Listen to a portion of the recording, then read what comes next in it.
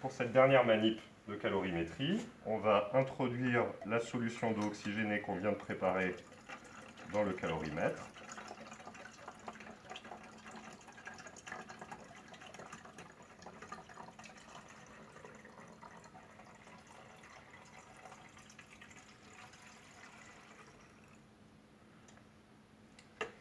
Voilà, on va attendre que la température se stabilise.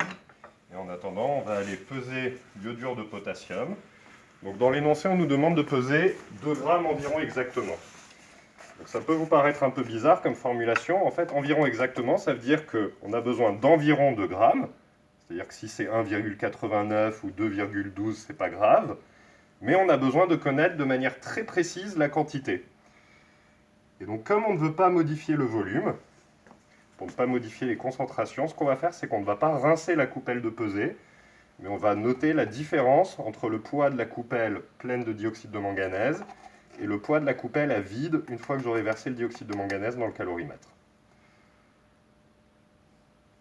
Et donc là, par exemple, j'ai 2,192 grammes, exactement, c'est environ 2 grammes et exactement 2,192.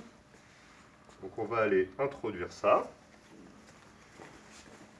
J'en profite pour noter donc, masse initiale 2,192 grammes. La température dans mon calorimètre s'est stabilisée, donc c'est ma température à T égale 0 qui est de 22,7. Donc maintenant, je vais additionner, démarrer le chronomètre. Non, il n'y a pas de chronomètre, pardon. Hop. On additionne. Et on va aller peser la coupelle vide, et la différence de masse entre les deux me dira combien j'ai vraiment additionné. Donc là, on est à 0,002.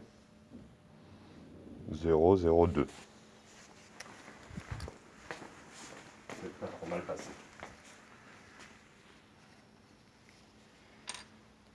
Et donc maintenant, la réaction est en train de se faire.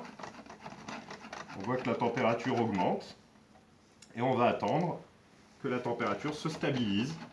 En tout cas, on va attendre le sommet de la température. Quand la température aura atteint sa plus forte valeur, ça nous donnera la température d'équilibre du système. Une fois cette température d'équilibre atteinte, le système refroidira parce qu'il est au contact avec l'air ambiant. Voilà.